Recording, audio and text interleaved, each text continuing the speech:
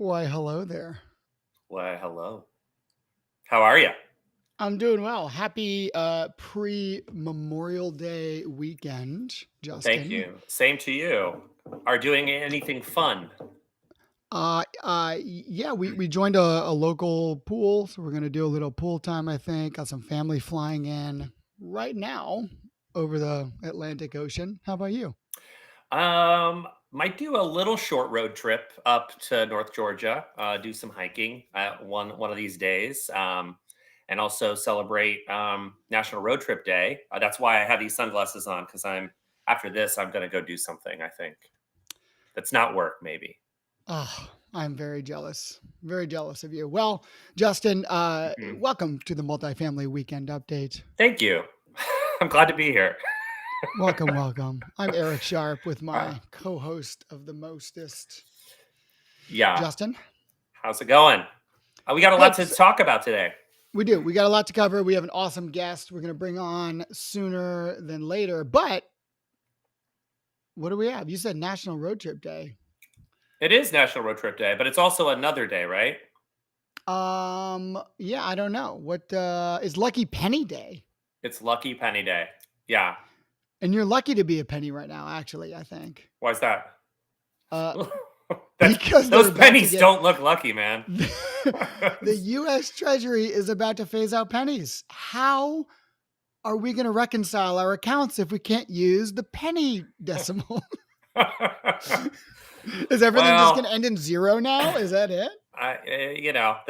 you can't. The whole persuasive sale of 99 is now going to be gone, right? You know what? If anyone's old enough to know of the wonderful classic Tail Office Space, this is the best time for you to implement a scheme as we phase out pennies.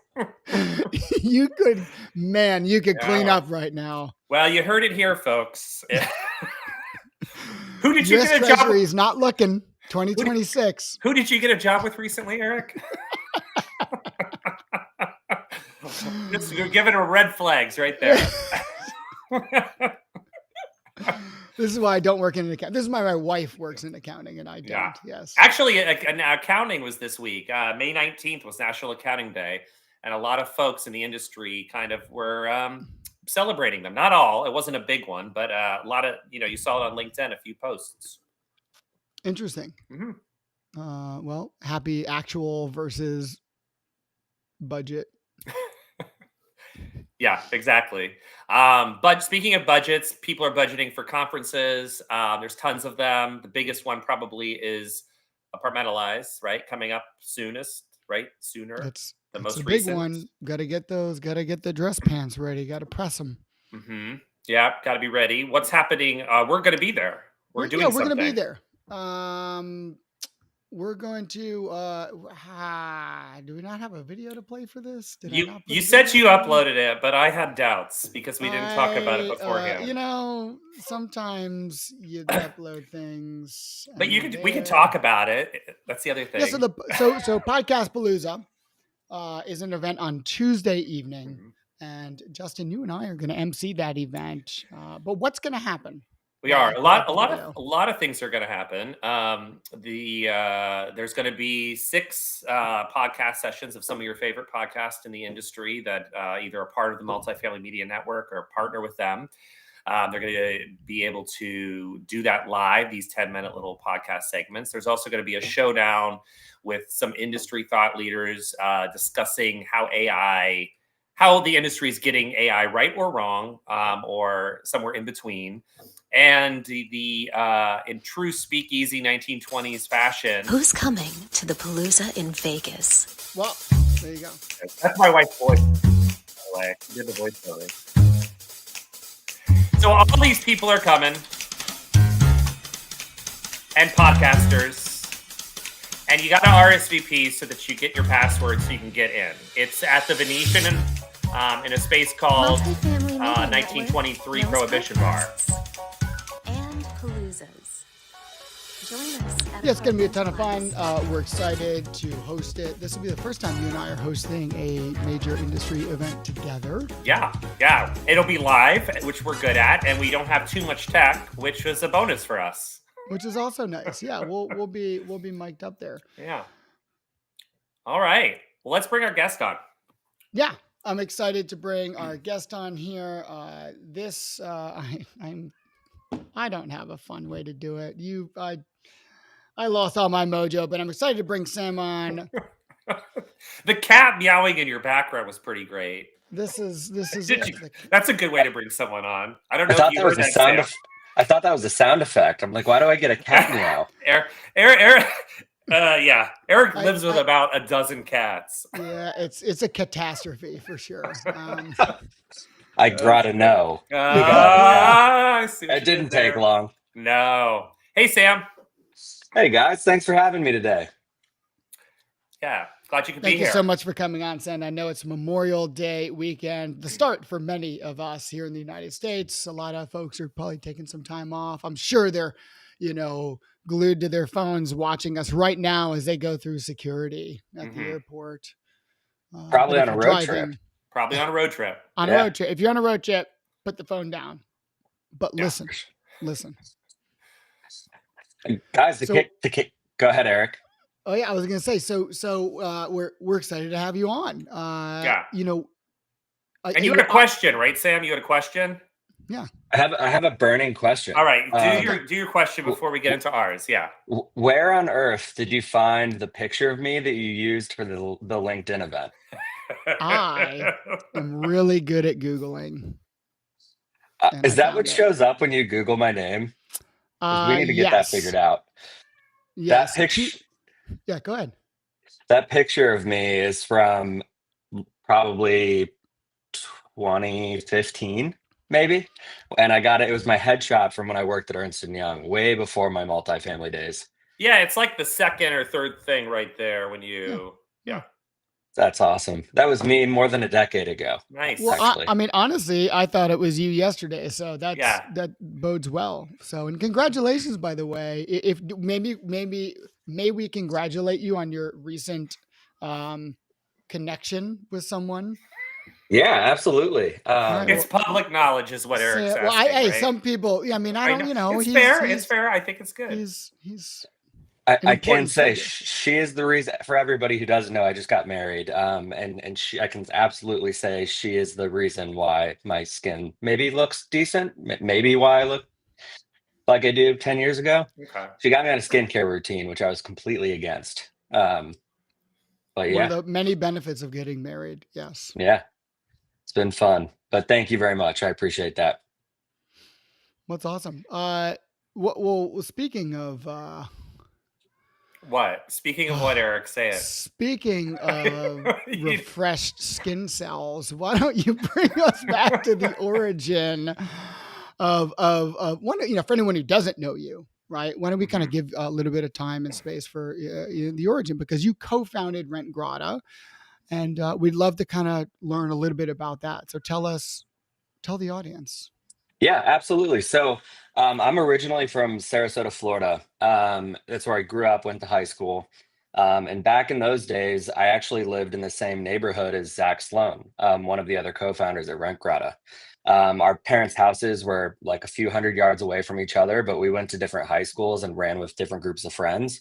So naturally, we didn't like each other. It was just one of those silly high school things. After that, after I graduated from high school, I ended up going to college at Colorado State, and I lived in the honors and engineering dorm, but I was randomly matched to be roommates with Ben Margalit, the third co-founder at Rentgrata. So Ben and I really hit it off, great friends right away, and we were the perfect fit out of all of the people in that building to be roommates. So we really became really good friends really quickly. And even back then, we had a really big passion for entrepreneurship. It was one of the things that we talked about all the time. And we kind of got to know each other over the years. So after I graduated, I ended up moving to Chicago, a place, I got a job at Ernst & Young in a city that I wasn't familiar with at all. And I knew one person in Chicago. and she was from Sarasota. So I hit her up and I basically said, "Hey, where should I live?" And she actually happened to be at the Ernst and Young holiday party with Zach Sloan. So she handed the phone to Zach and was like, "Here's Sam McArtor." And he's like, "I don't like this person. Why are you putting him on the phone?" And I felt the same way. But Zach, you know, I was starting a job at a place where he was working, and I didn't know anybody in this city, so we decided to meet up, and we also became really good friends, bonding over how much we disliked our jobs at Ernst and Young. So that's kind of how we all got tied together. And then when it comes to Rentgrata, the origin story really is we identified a problem. So Zach lived in a high-rise apartment community in Chicago, and he, like a couple different times over one summer, he ran into like acquaintances that he had who had moved into his building. And because they had already moved in, he kind of missed out on the opportunity to like kind of refer them or provide his feedback to them. Mhm. And he missed out on the opportunity to know that he had like a connection in the building. Um, Yeah. and we kind of identified both of those things as problems. So we dove in and we did a bunch of research, and we kind of realized like real early on that there wasn't anything out there that kind of facilitated connections social, like within your social network, to figure out where friends or family or colleagues were living. So I reached out to Ben really early on, and because Ben and I talk entrepreneurship, and he was one of my best buddies, and I basically was like, "Ben, what do you think about this idea?" And like, because he worked in the industry, he worked at Aimco Apartment Homes, and he was like, "That's really interesting. I'm curious." Over the next couple months, we basically just sat on the phone and kind of tried to put a business idea together for what we could create. And then Ben, I was kind of hoping he would have said, "No, that'll never work." And then you proceed to prove him wrong. And then he goes, "Okay, I'm bought in. I'm I'm in. bought in." the interesting thing was we put a business case together, and Ben really took a leap. He because he kind of believed in the concept, and then once he left Aimco, we started doing some research and reaching out to people in the industry, and we found out that referrals have a really high conversion rate, Mhm. but they're always very few and far between. And that's when we really knew that we had a big opportunity to make an impact in the industry. Oh, very cool. Yeah, it's been a pretty wild ride, that's for sure. It was almost a decade ago, which A is decade. Wow. crazy. Yeah. Yeah. I mean, what I remember coming into the industry 6 or so years ago and learning about you all and thinking like, oh my gosh, like here's a company that gets it. Like, let renters do the talking, right? Like, let's empower the voices of renters. Let's build better communities. And you're making those connections happen. So it was nice to see that you all have continued to flourish. Yeah. But you, as we all three know in different ways, right? You have a great idea. That doesn't matter always, right? It's like just a piece of it, right? There's like, it's a big grind. It's a lot of work. It's hard to get it up on its feet. So what have you like kind of learned in the almost decade of like, what it has to take, how you have to pivot, sacrifices you have to make, like in order to get something that's even a great idea up on its feet. Yeah, just take 10 years of entrepreneurship and give us like a 30-second Yeah, sound I'm bite. just That'd be taking great. notes over here. I was gonna say I could talk about all of those things for days. Forever. Yeah, Forever. absolutely. Just a high level. I mean, Eric, you make fun, We've got but four and this a is half what minutes. he said he was going to talk about. So I'm Yeah, no, it's true. It's No, true. I just like the I'm way you ready. teed it up. You're stuffing all these things inside. I'm just trying to over wherever he wants to go. I'm trying to generalize it so he can go off on his own tangent. I love that, and I'll try to touch on all those things in the next Whatever 8 minutes. Yeah. whatever you want to chat about, Sam, we're here for it. Yeah, it is funny. Everybody, when they think of startups, I kind of think that people who haven't been involved think that they're like sexy and fun, and they are. There's a lot of like benefits to them, but they are a grind. And before we started Rentgrata, I kind of had an idea of how much of a grind it would be. My job was very demanding at EY, and I was ready to kind of dive in head first into this whole startup thing. But I drastically underestimated the sacrifices that I'd have to make, all the mistakes that we would make over the years. But really, it's just part of the gig. So to me, really early on, like one of the things that stands out to me as one of the mistakes that we made is when we first created Rentgrata, we actually tried to compete in like the ILS space. So we were focused on getting buildings only in Chicago. And we thought that if we created like an ILS, we would be able to drive traffic to it. People could use Rentgrata to search for an apartment and then find a resident to chat with. And that's a great idea in theory, but we were competing against the apartments.com, Zillow, all of the biggest players in the industry, and we didn't have a chance. And we didn't really, we kind of explored that path for a couple of years, and then we sort of realized we're not focused on the right thing.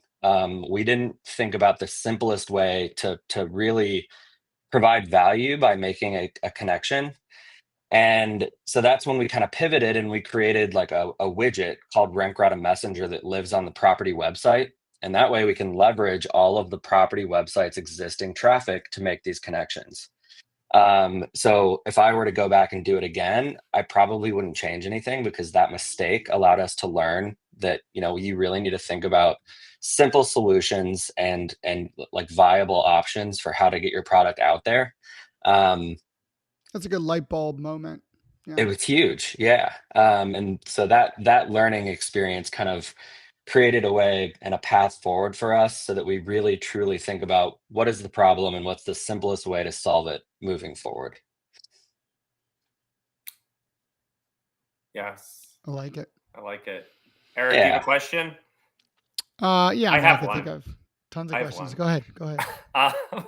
So, um, you've been out there a lot, and I think one of the things that Eric kind of flagged on was a post that you had recently, kind of sharing stuff. And I think from the last 5, 8 years or whatever that I've been watching y'all, Zach has always been the social seller, the social person, like I see you stepping into this role kind of differently than maybe you had before, at least online. Like what made that change for you to say, hey, I'm going to start sharing some of my founder stories. I'm going to start putting my voice out there to the industry. Yeah, absolutely. So we grew over the years and I wore a lot of different hats and I was involved with a lot of different decisions that were made and the oversight of some departments. Um, but we got to a point where we really just needed to sit down and focus on, I needed to be able to focus a little bit more on one thing, and that was sales.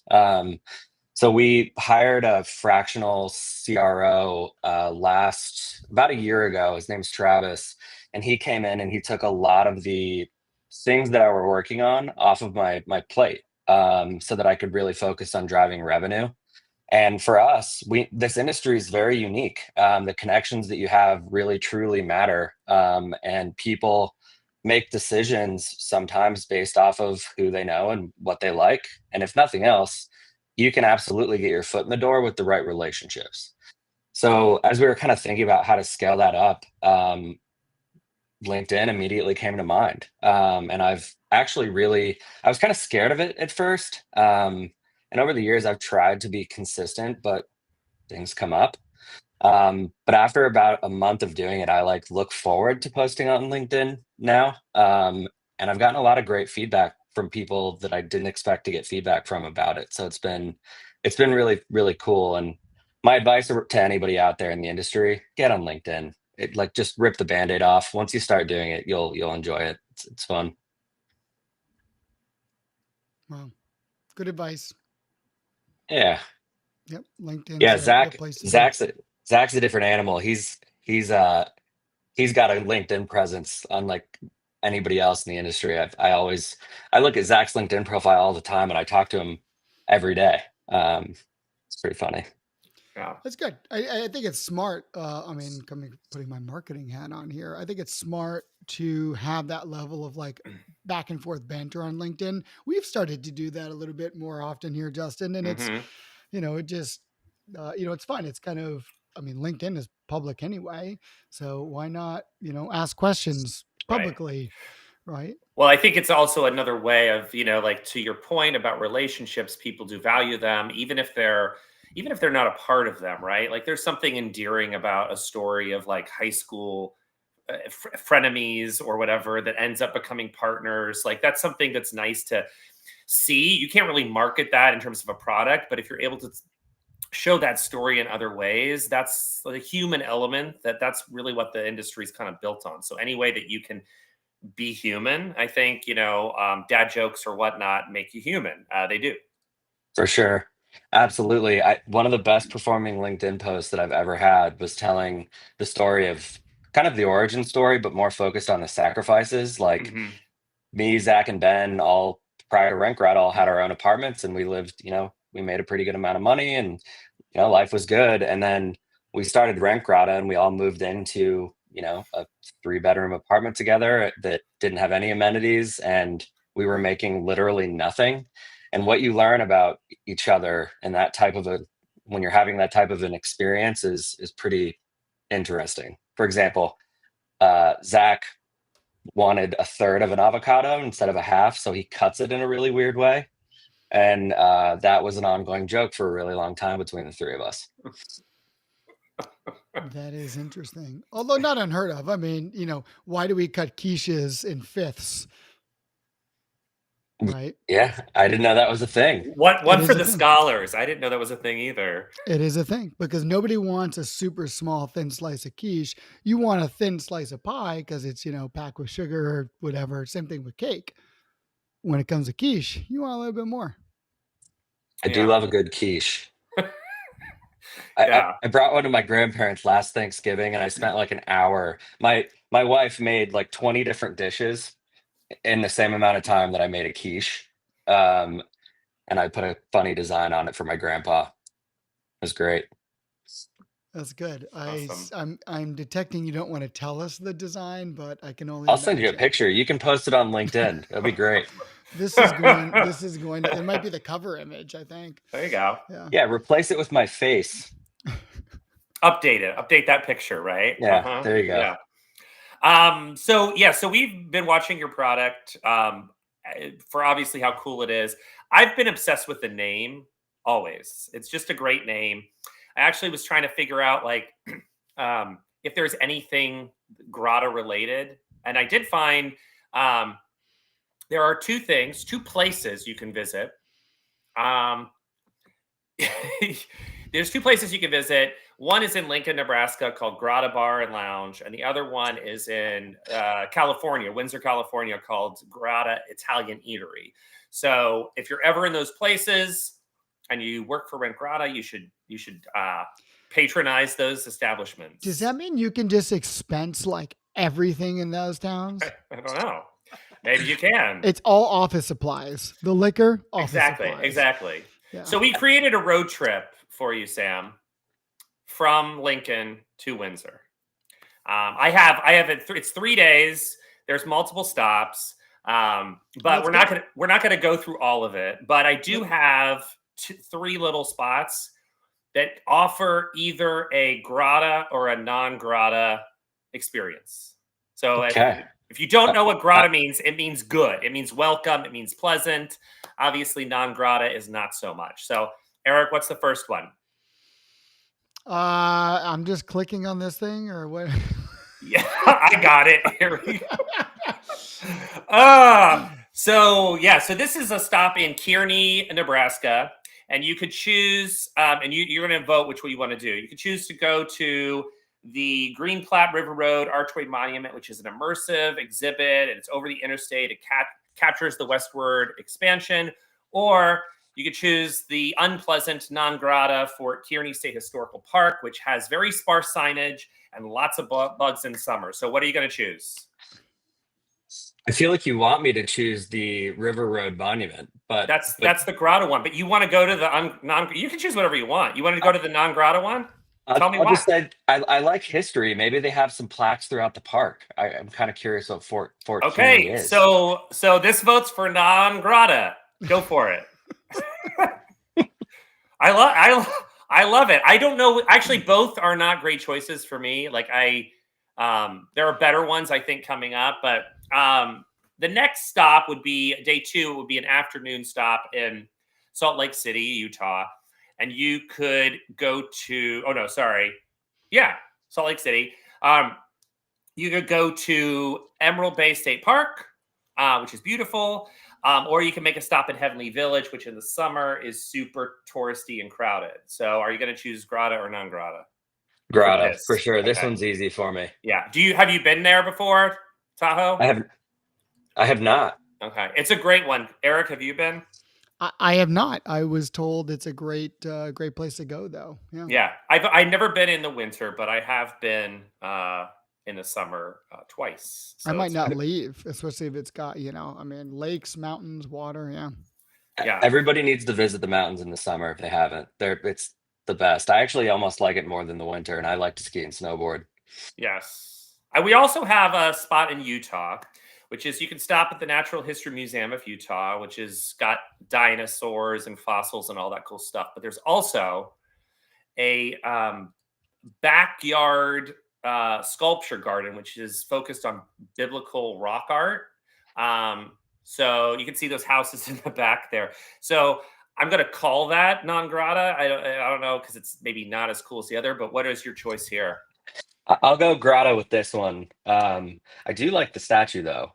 That is pretty cool. It's cool. It's got to be a testament of some kind, right? I don't know. That man doesn't look very happy. No. Very serious. Yeah. So, well, we got 2 grottas and 1 non-grata. That's still a road trip I would go on. I'm sure you and Zach and Ben have gone on some road trips, so you can add this to the priority list there. Too many to count. But yeah, that was Mhm. fun. I'm gonna see if I can find those 2 places and if they have like shirts or something. You That'd go. be great. Yeah, there you Get some, go. get some branded, not branded shirts. Right. Very While cool. supporting small local business, maybe. Exactly. I win-win for everybody. I think it's Yeah. great. Yeah. Look You at guys you. have If you guys only- always have cool booths, so you can do a booth designed around one of those places. If only there was a way to speak with someone who was on the ground level there and get their immediate opinion. Wink, wink. I totally agree. That's great. You're Awesome. picking up what I'm grotting? Okay. All right. Oh, come on, Eric. You can do better than that. I don't Not know. today. No, he's off his game today. I wasn't going to grovel, but There you go. That's funny. Awesome. Well, thank you, Sam, for joining. Any last final words to the industry before we wrap up? Yeah, thanks for having me, guys. If anybody is interested in connecting, you can find me on LinkedIn. And to the industry, I'm looking forward to seeing everybody at NAA in just a few short weeks. Awesome. Awesome. Thanks, Sam. Appreciate Thank you. you. Yeah. Thanks a lot, y'all. Take care. Have a good And gone. Yeah. Sorry, I cut you Cut him off up there, when he's Sam. speaking. God, we got stuff to do. We got a few things to catch up on. yeah, Let's we do got a Let's do couple this. minutes here, Let's do so. this. Let's do it. We had a good time with fast. this, Sam. Fast Thank news. you. Fast news. Ready? Okay. All right. Ancillary income. Here we go. A lot of talk about ancillary income, right? Should we get rid of that word? Brent Williams posed this question, Mm-hmm. and Moish Crane also highlighted ancillary revenue as being kind of like a underrated focus in the industry. Yeah. So there were some topics on that. There was some big news in the funding world. Landing, right? Locked in 180 million. Just a cool 180 Yeah. million. Yeah. So we actually interviewed I interviewed them last year at OpTech, and this is, to me, we're moving towards a hotelification Mm-hmm. ultimately of of multifamily, the blurring of the lines between short term, long term, midterm, Yeah. furnished, unfurnished. It's all sort of becoming one big thing. Large organizations like Airbnb have been diving in. So it to me, this makes landing one of the biggest competitors to what Airbnb is trying to accomplish here. Yeah. And a shout out to Flock Homes. They also pulled in some money. They got 20 million in investments. So congrats to them. Congrats to Perk. Right. They launched a new website powered by AI. The website's powered by AI, or AI powered websites to help multifamily marketers and Got it. owners. Thanks. Yeah. Thanks. There we go. Congrats. Yeah, Perfect. congrats to them. What else? Oh, a couple more stats that were shared on LinkedIn this week. Ryan Kang, who I enjoy following, always shares these really great infographics. One that he shared this week was showcasing the average salary by state in this year, based on an hourly earning wage. Very telling, and it's something for like developers, ownership groups to think about as they're building out properties where these renters live, essentially. And the last but not least, you got to meet Fluffy McPinkerton. There's I'm she or changing his. stuff around like crazy here. There we Okay, go. what in the heck? I am not I showing this to love my it. daughter. Well, they're mostly made. It's probably not as expensive as you would think. It's a lot of T-shirts, I think, recycled T-shirts. This studio, they're in North Carolina somewhere. Studio 618 makes fiber art and for community spaces, offices. This is rolled fabric, I think, from T-shirts, if I'm Oh, remembering it's that correctly. artwork. Got it. Okay, I thought this Artwork was. I installation. thought this was covering. This is like a I mean, it could cover a blinds or window. window I mean, it covering. looks Yeah. like it's hanging like that. I mean, it could. It may not be functional to like open up, but I thought it was cool, so Yeah, it's very cool. I I think threw it in here to end the show. Right, I think it's in, and this is in Charlotte. Or the company that does this is based somewhere in Charlotte. North Carolina. Is it in Charlotte? Oh, I'm asking you. I don't know. I We should probably North we should Carolina. probably double Studio check our sources here. Studio 618, though, is the name of it. So you can follow them on LinkedIn. And if you are in the business of trying to fill space with art that may be affordable but also recyclable, there might be a great option for you, especially if you're in the Southeast. That's all we got. We got to get on a road trip. Yep, we're gonna book it. All right. Thank you All right, all. everyone. See you next week. Have a great weekend. Bye. Bye.